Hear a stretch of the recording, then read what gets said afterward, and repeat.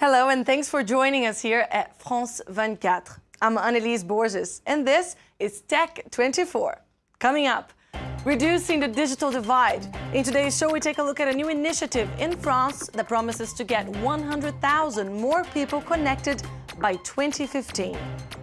And in Test 24, we check out the new LG Pocket Photo mobile printer.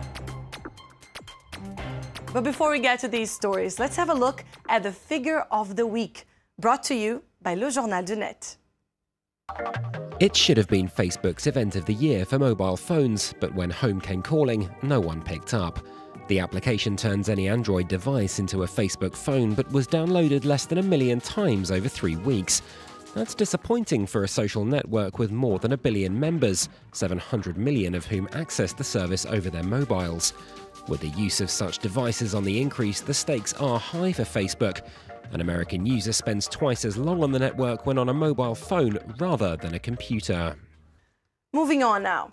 According to the International Telecommunications Union, 60% of the world population is expected to be online by 2015. Access to communications technology is part of the Millennium Development Goals to reduce global poverty and improve living standards.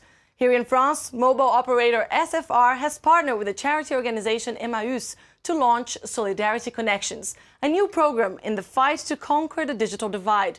The project provides for a number of measures, including prepaid cards, mobile wireless terminals, as well as 3G keys to share that provide internet access to people living in shelters. Marc Edwards is with me in the studio. Marc, technology is really becoming an essential component in each economy. No one can afford to be left out. And France is among the countries fighting to overcome the digital gap. But when compared to other countries in Europe, for example, it becomes clear that France is not exactly a reference. Well, let's firstly give them, congratulations for this fantastic initiative. 57% of French people living on the breadline or below the breadline don't have access to the internet. And as you said, what this will provide is a 3G MiFi router. So it's a Wi-Fi that will provide 5 devices with the ability to go online via mobile technology. And that's incredible, considering it's only going to cost them around €1 per month on a 9-month sort of rolling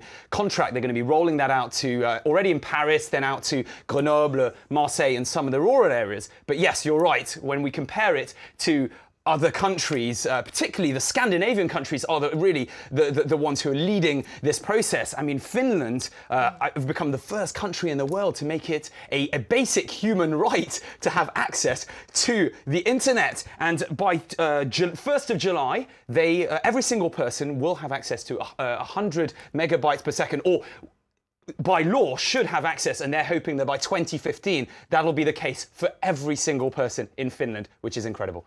Now let's get outside of Europe, because the World Economic Forum published the 2013 Global Information Technology Report, which ranked 144 global economies on their ability to take advantage of digital infrastructure and content to increase economic growth. The BRICS economies, look at that, Marc, they continue to lag behind in the rankings. What does that mean for them?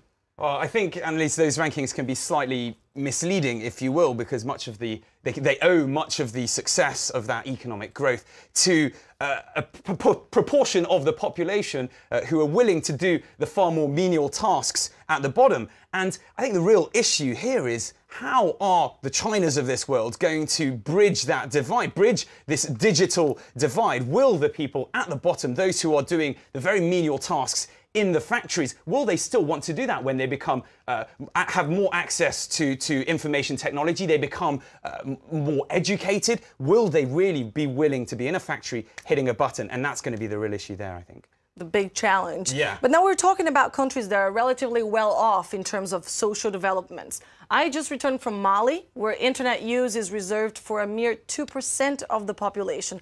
Concretely, what is being done in poorer places? Well, according to Booz & Co. recent survey they did, digitalization has actually added $194 billion to the world economy and created 6 million jobs. And Africa, unfortunately, with the stats that you've given, are lagging behind. You know, people in developed markets are 1.4 times more likely to have mobile phones, which isn't a huge difference between developed and emerging. However, mobile broadband access sees that number balloon up to 7.3 times. And, you know, essentially that's where all the technological advances are being made. It doesn't mean that Africa's totally out of it. You know, Angola setting up 4G well before many of the countries in Europe. But again, that was in cooperation with China. So I think they're going to need a lot of cooperative work with technology companies to try and bridge that divide. Still a lot to be done in Africa and in other places. We'll have to move on now because it's time for Test 24.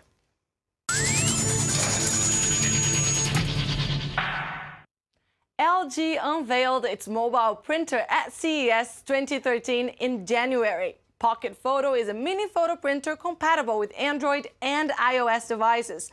It operates wirelessly via Bluetooth or NFC.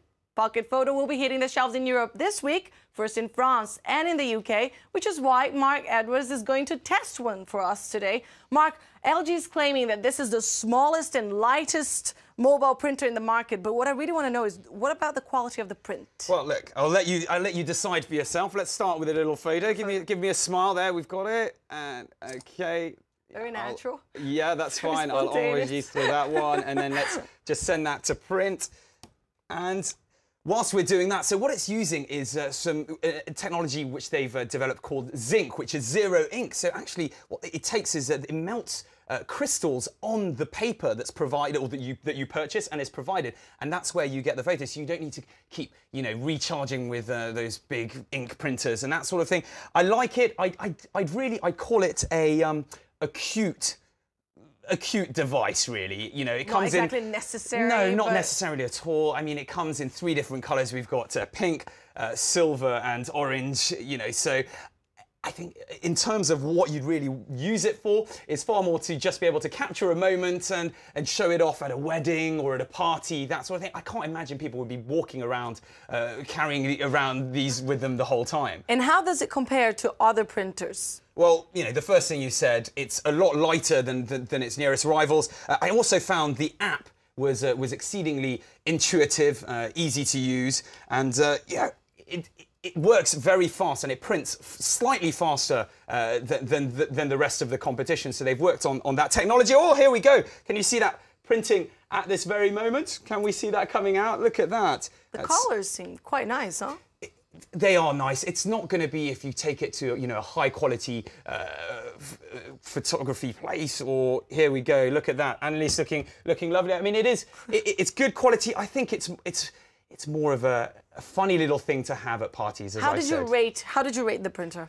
Look, design, appearance, I think it's nice. 6 out of 10. Maybe if you prefer the colours, you might give it slightly higher. Very easy to use, as I said. For close to 150 euros, I just couldn't give it a good quality price ratio. 4 out of 10 overall. 6 out of 10. Yeah, I mean, it's a funny one-off gift. I'm not going to go buy one of these, if I'm going to be honest. All right, thanks for that, Mark. That's all we have time for. Thank you for watching this edition of Tech 24. Don't forget, you can give us your feedback on the show via our social network pages. The addresses are there for you at the bottom of your screen.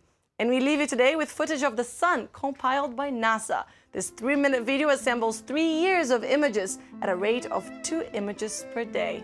Thanks for watching. I'll see you next week.